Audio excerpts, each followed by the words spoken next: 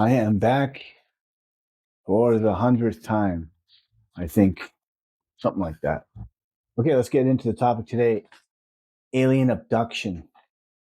Yeah, I did cover it in a little bit in my last video, but I wanted to just do a video just about alien abduction since it's such a shocking topic. But it's happening, apparently. Let's get into it.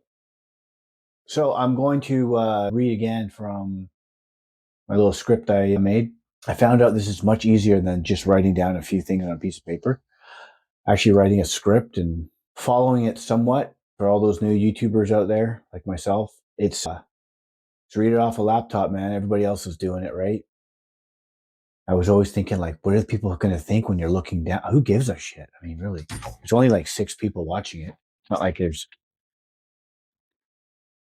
try to make fun of the situation because I've noticed I'm making a lot of videos and it's like, I mean, I got like 750 subscribers now, but like, it doesn't really matter, right? I'm thinking that at the watch hours, I'm like, fuck, I got like 40 watch hours or something. Like that's a lot of watch hours to get monetized. And it's just you're gonna get monetized, and then you have to make videos that are like gonna be bangers, right? They're gonna have to like perform, and that's the whole battle. I know all the stats and the math to do things. You have to figure it all out. You can't just. It's not as simple as like, oh yeah, find the trend, and then just make your own version of the trend. Like it's not that easy. It's just a lot of those. Yeah, it's really better if you do it by yourself.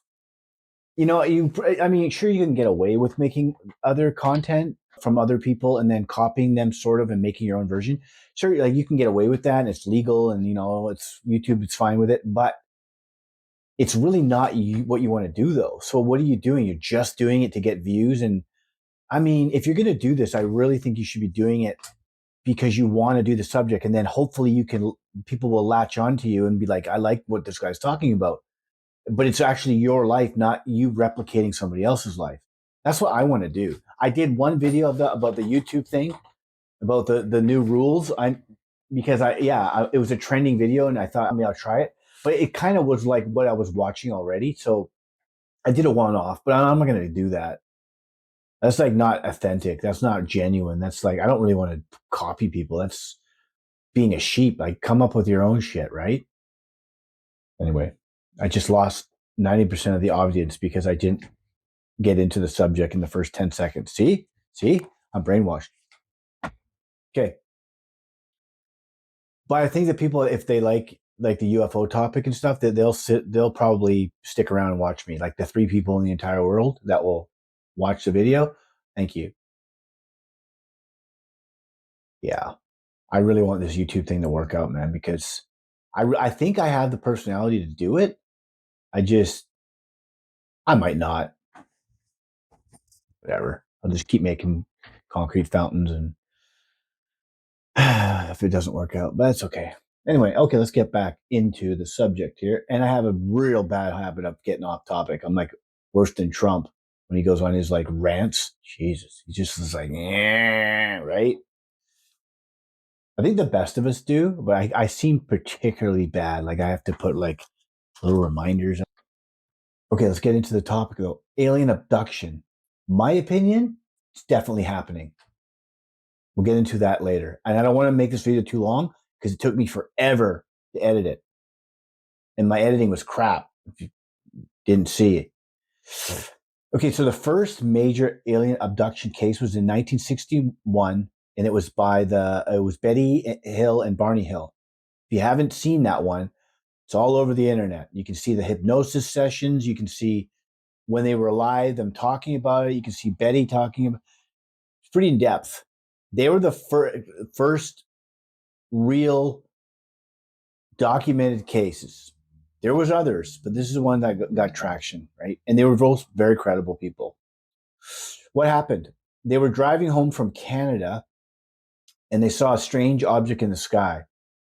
They experienced missing time, and then later under hypnosis, they described beings taking them aboard a craft. So this is the start of the modern alien abduction reports.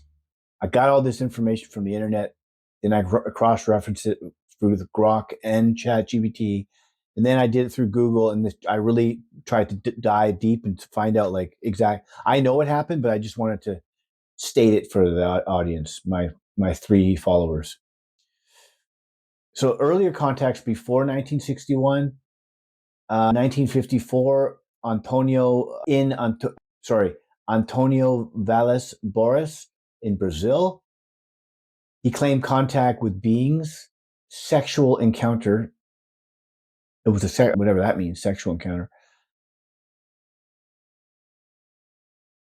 I'm probably going to get demonetized when I'm not demonetized already, but I'm going to get in trouble for saying that word. But anyway, not well known at the time.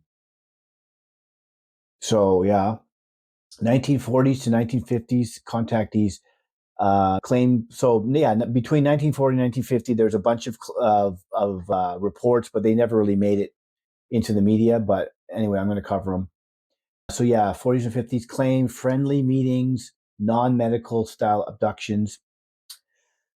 But 1961 is considered the real starting point for alien abductions. The second alien abduction that's really well known is the Travis Walton abduction of 1975.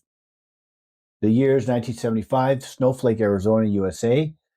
What happened is Travis Walton was working with a logging crew when he was approached by a glowing object in the forest.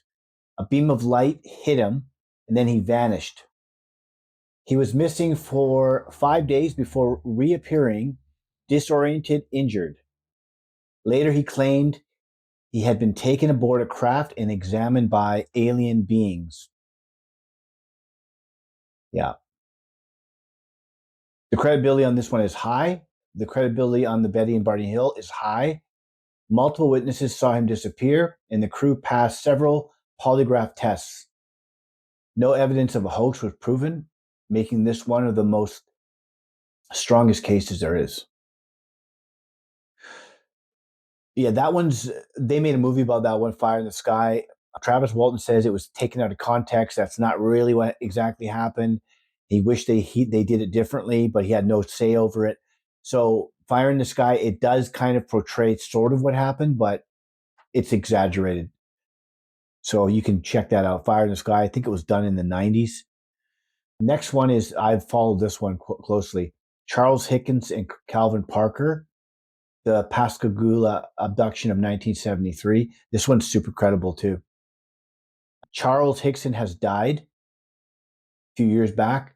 Calvin Parker's still alive, and he's still telling his stories. There's some Ben Hansen has done some interviews with him. A few other guys. I think he's been on a podcast, but it seems like they always go to him.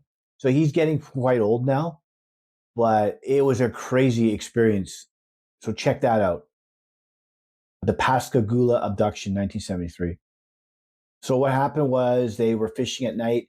Hickson and Parker said a strange craft appeared and pulled them aboard. They described robot-looking beings who examined them. Afterwards, they went straight to the police. Credibility on this one is high. This is not. Yeah, this one is very interesting. It's super interesting and odd what happened. But I'm going to say this: credibility is high. Police secretly recorded them when they thought they were alone, which gave it even more credibility. And the recording is online if you look for it. They sounded genuinely terrified. Officers believed they were sincere. This is one of the best documented cases. Whitley Strieber is the next one. Repeated abductions in the 1980s. They made a movie about it called Communion with Christopher Walker. It was a great show. A few months ago, again, I think I watched it several times. Yeah, it was done really well. So you should watch that one if you haven't seen it before. It's got the eerie alien face on the cover of the movie and the cover of the book. And that book, a lot of people's attention that had those experiences. They got hundreds of thousands of letters from people after writing the book Communion, and then they made the movie just by the face on the book alone. People like would see it, and they don't remember the entire story, but they know it triggered some sort of like fight or flight inside them when they saw the picture, because it was on bus stops and it was advertised, right? And people were like literally stopping in their cars, parking, and walking up to it, and they had this familiarity with the picture, and they're like, "What the hell?" Yeah. So Whitley Strieber's report multiple abductions over many years, often involving gray beings, missing time, medical procedures. He wrote about them in his best-selling book, The Communion, like I just said.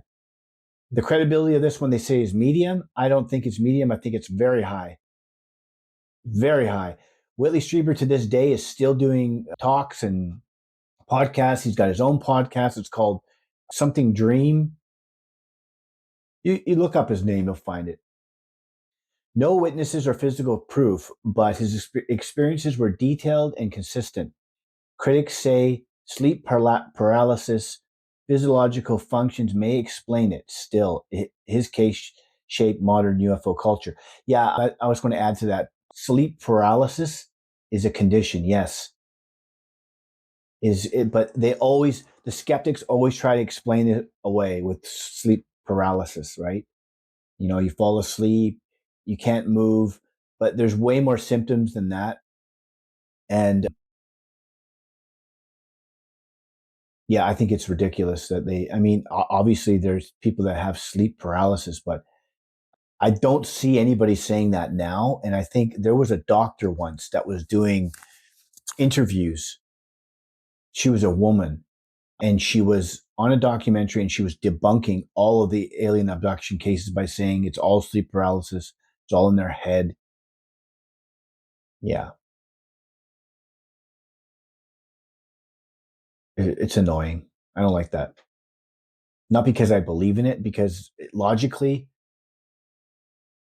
they're getting much more than just like they're paralyzed. Like the thing is saying the beings that are in the room and you're paralyzed, they're talking to them telepathically, and they're getting all this information, right? All these people, just calm down, don't worry, we're going to take you back. Stay still, stop screaming, it's going to be okay. Like one guy was a military guy, and he was paralyzed, and they're like, don't reach for your weapon, you do not need it, we will not harm you. Like, just that's crazy, right? It's all happening, though. In my opinion, this is all happening. If it wasn't happening, there won't be these stories continuing over the decades and years and years. Betty Anderson, 1967, Massachusetts, USA. Betty Anderson claimed she was taken from her home while her family was frozen in place. Again, frozen in place. She said she was led onto a craft and shown strange visions. Much of her story came out under hypnosis. Credibility, medium to high. Don't know that one too well, but I have heard of it. Several family members witnessed strange lights but didn't see the abduction itself. Researchers found her testimony consistent over time. Yeah, another thing about this is the beings are doing this on purpose.